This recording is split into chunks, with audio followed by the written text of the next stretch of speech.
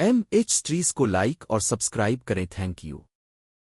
ये कहानी कदीम ज़मानों की है, इस दौर की जब ज़मीन पर लोहा सिर्फ हथियार नहीं बल्कि तकदीर ढालने का जरिया समझा जाता था, और जादू सिर्फ करतब नहीं बल्कि इल्म, रूह और कुर्बानी का इम्तिहान होता था। ये कहानी एक लोहार और एक जादूगर की है, दो ऐसे इंसान जो बज़ाहिर एक दूसरे के मुखालिफ थे, मगर वक्त ने साबित किया कि दोनों एक ही तकदीर की दो कड़ियाँ थे।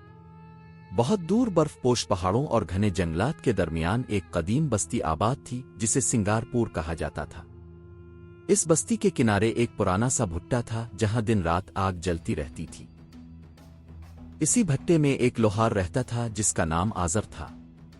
आज़र का जिस्म मजबूत, हाथ फौलाद जैसे और आंखों में अजीब सी खामोशी थी। वो कम बोलता था, मगर जब हथौड़ा लोहे पर पड़ता तो यूं लगता जैसे लोहा इससे बातें कर रहा हो। आज़र का बाप भी लोहार था और उसका बाप भी, मगर आज़र में एक फर्क था।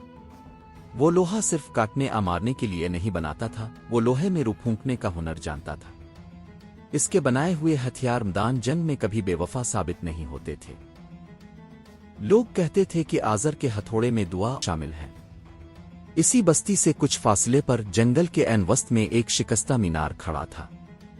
इसी मीनार में एक जादूगर रहता था जिसका नाम ज़रकून था। ज़रकून सफ़ेद दाढ़ी, गहरी आंखों और सिया लिबास में मलबूस एक पुरस्रार इंसान था। लोग इससे डरते थे, मगर मुसीबत में इसी के पास आते थे। ज़रकून वो इल्म जानता था जो किताबों में नहीं लिखा जाता, वो ज़ुबानें समझता था जो हवा में बोली जाती थी। ज़रकून का मानना था कि जादू ताकत नहीं बल्कि जिम्मेदारी है। मगर वक्त के साथ साथ तन्हाई और लोगों के खौफ ने इसके दिल में तलखी भर दी थी। वो इंसानों से किट कर रूहों और सायों की दुनिया में ज्यादा जीने लगा था। सिंगारपुर कई बरसों तक अमन में रहा, मगर फिर एक दिन जमीन कांप उठी। पहाड़ों के पीछे से एक तारीक फौज ने हमला किया। उनके सरदार को बादशाह साए कहा जाता था, एक ऐसा वजूद जो ना पूरा इंसान था ना मुकम्मल रूह। इसकी तलवार आम लोहे से नहीं कटती थी और इस पर किसी जादू का असर नहीं होता था। बादशाह साए ने ऐलान किया कि वो इस दुनिया से रोशनी मिटा देगा और हर बस्ती को गुलाम बनाएगा। सिंगारपुर के लोग खौफजदा हो गए।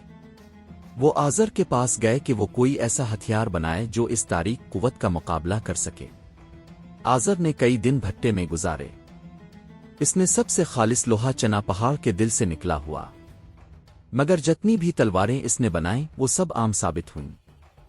तब इसे याद आया कि इसके बाप ने मरते वक्त कहा था, एक दिन आएगा जब लोहे को जादू की जरूरत पड़ेगी और जादू को लोहे के सहारे की। आज़र पहली बार ज़रकून के मीनार की तरफ रवाना हुआ। ज़रकून और आज़र का पहला सामना सख्त सर्द रात में हुआ। जादूगर ने लोहार को गौर से देखा और कहा, लोहा बनाने वाला, तुम्हारा दिल भट्टी जैसा है, गर्म मगर अंधा। आज़र ने जवाब दिया, और तुम जादूगर इल्म रखते हो मगर जमीन से कटे हुए हो। दोनों को एक दूसरे पर एतबार ना था, मगर दुश्मन एक था।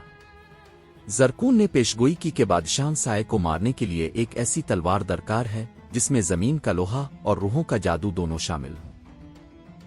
तलवार बनाने के लिए 3 चीजें दरकार थीं। आतिश लोहा, जो आतिश फिशा के दिल में था। रूहों की सांस, जो सिर्फ कुर्बानी से मलती है। सच की किस्म, जो तभी ली जा सकती है जब दिल बिल्कुल साफ हो। आज़र और ज़रकून ने एक साथ सफर शुरू किया। ये सफर सिर्फ जमीन का नहीं बल्कि दिलों का भी था। रास्ते में उन्होंने बहुत से इम्तिहान दिए। आज़र को अपनी ताकत पर गुरूर था, ज़रकून को अपने इल्म पर। एक मकाम पर ज़रकून की एक गलत पेशगोई ने दोनों को मौत के दहाने तक पहुंचा दिया, और एक जगह आज़र की जल्दबाजी ने एक मासूम जान खतरे में डाल दी। आहिस्ता आहिस्ता दोनों ने सीखा कि असल ताकत तवाज़ुन में है। आखिरकार आतिश फिशा के किनारे वो मकाम आया जहां तलवार की तैयारी शुरू हुई। ज़रकून ने रूहों को पुकारा, आज़र ने लोहे को आग में पिघलाया। जब रूहों की सांस मांगी गई तो कीमत सामने आई, एक इंसान की सबसे कीमती याद। ज़रकून ने खामोशी से अपनी मां की याद कुर्बान कर दी और पहली बार उसकी आंखों से आंसू बहे। जब तलवार मुकम्मल हुई तो इसका नाम रखा गया नूर फौलाद। ये तलवार न सिर्फ जिस्म को काटती थी बल्कि झूठ, गुरूर और साए को भी चीर देती थी। आखिरी जंग में आज़र ने तलवार थामी और ज़रकून ने दुआ पढ़ी। بادشاہ سائے چیخا مگر نورن فولاد کے سامنے اس کا اندھیرا ٹوٹ گیا۔ جنگ کے بعد زرکون مینار واپس نہ گیا۔